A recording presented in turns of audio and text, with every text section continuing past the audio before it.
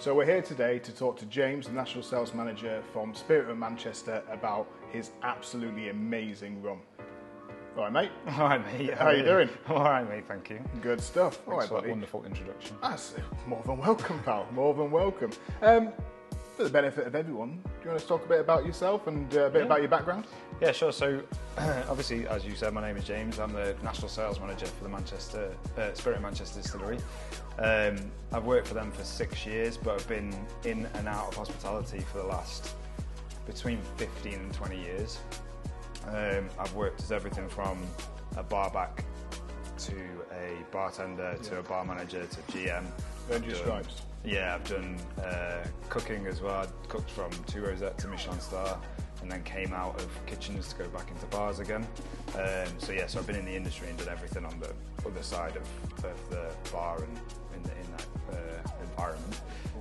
And then when I was working in a business a while ago in Manchester, I met with the owners of this business who kind of told me that they were making a gin, and I was talking a lot about gin at the time. So I think over a period of about sort of 6 months, as I was getting to know them, they started to really like me, and then they approached me and said, "Do you want to be part-time with us as a brand ambassador?"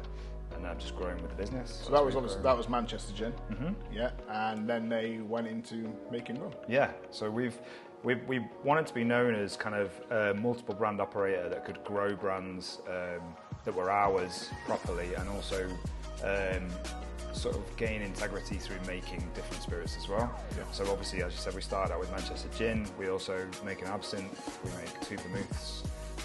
We make our spiced rums. We've just launched a range of vodkas, and we're about to launch whiskey as well. Amazing. We're busy, good. very, very busy. It's good to be busy, mate. It's good to be busy, especially in this time of day. Yeah, well, I think that's part of it, is just keeping us busy in the distillery and keeping the teams busy with new things to get at. So, Yeah.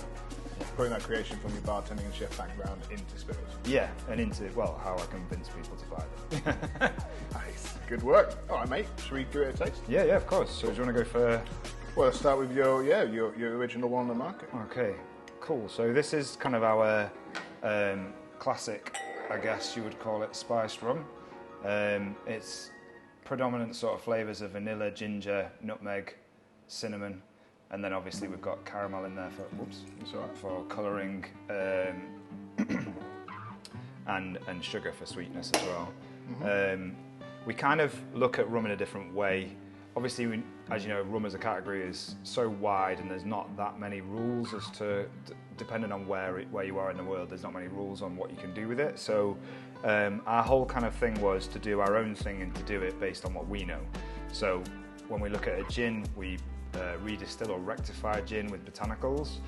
We do exactly the same thing with rum. So we buy a molasses-based spirit from the Caribbean. We redistill it with our own botanicals and ingredients. We do what we do well as a gin maker, and then we add sugar and caramel to finish that product. So it's not just about adding essences and flavourings. No. It's about properly making a spiced rum, but kind of using a different base. So arguably, perhaps you wouldn't call it a spiced rum in the world of spiced rum, but again, because there's not that many rules, we can kind of we can do what we want. In comparison to gin and whiskey and the rest, it's quite slacker as well. Yeah, exactly. So loads of vanilla, loads of ginger on the nose for me. Yeah, I get a little bit of like allspice notes coming through. Yeah, it's kind of Christmas cakey or Jamaica cake crossed with Christmas cake maybe. Like Parkin sort of. Yeah, well, Yorkshire Parkin. Yeah. Yeah.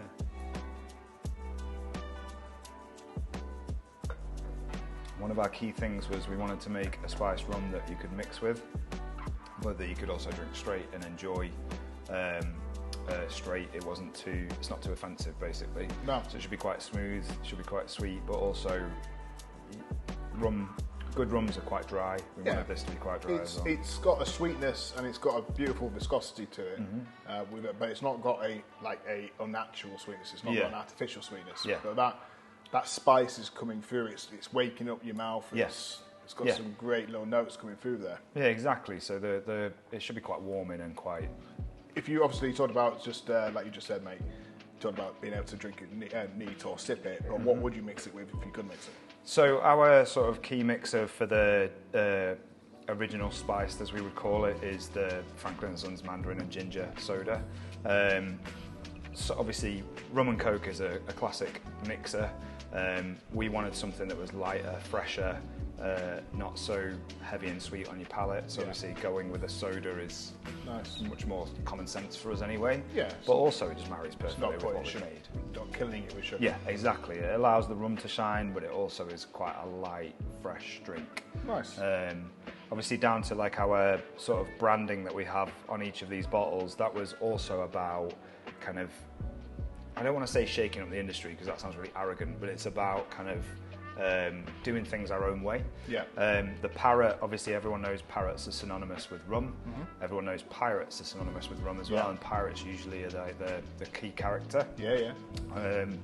We kind of took the story of the pirate being the bad guy and flipped it on its head. We thought about what if it's not the pirate, but it's the devil on his shoulder kind of whispering into his ear. All right. So the One Eyed Rebel is the rebel, he is the parrot, and he's the one that's kind of leading pirates astray. Yeah. And there's a storyline through all of our bottles about kind of like this parrot causing havoc. You can see on the back of the bottle a ship on fire. Yeah. So it's all about this parrot's kind of causing havoc. And he's got the match in his mouth. Yeah, and notches on his beak, which is kind of leading you to believe that he's done some things before. So it's all about the parrot kind of causing problems for the pirate, and then the pirate having to kind of convince everyone that it wasn't him, it was the parrot all along. There's a pirate trial on the back as well, where the pirate's kind of fighting for his freedom in a legal scenario, trying to say it wasn't me, it was the parrot. That's some seriously cool branding. Yeah.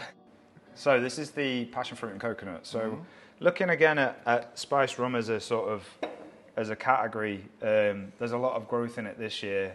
Rum in general is growing. UK is, I think, the third or fourth largest market for rum growth in 2022. Yeah. Flavoured and spiced rum seem to be leading that growth and leading a lot of people into rum growth. Yeah.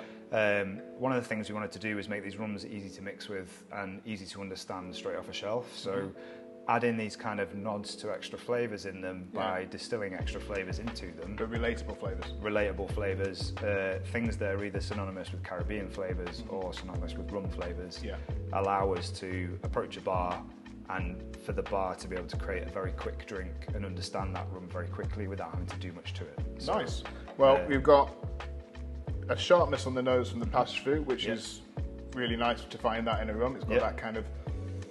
It's fresher, it's more vibrant, it's more like summery almost, more tropical.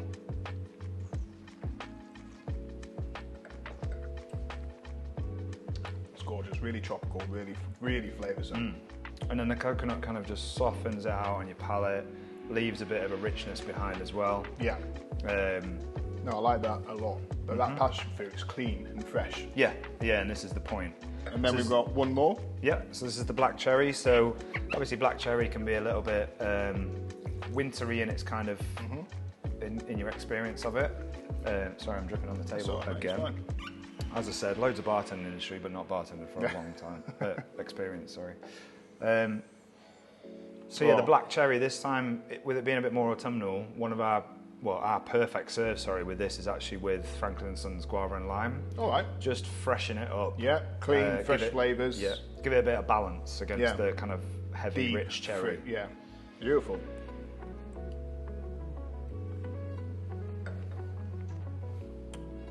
Oh, that's awesome. Really rich, really fresh. Fresh cherry flavours coming through.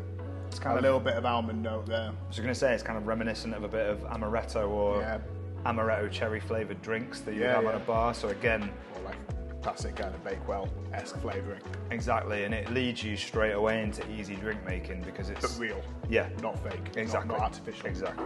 Awesome. It's just nicely reminiscent of drinks that you know on the bar. So these cross over into categories that you wouldn't normally mix with. So for example, we've just gone live with this in a fairly decent business they basically switched out their vodka for this in a porn star. Amazing. So it makes perfect sense. Works. So this is what I'm on about. Translatable flavour that makes sense to and bartender. something like the cherry in a Blood and Sand. Exactly. Yeah. It's really good in The Godfather as well. Oh, nice. Well, as we're talking about drinks, should we go make one? Yeah, let's do it. Happy days. Cool.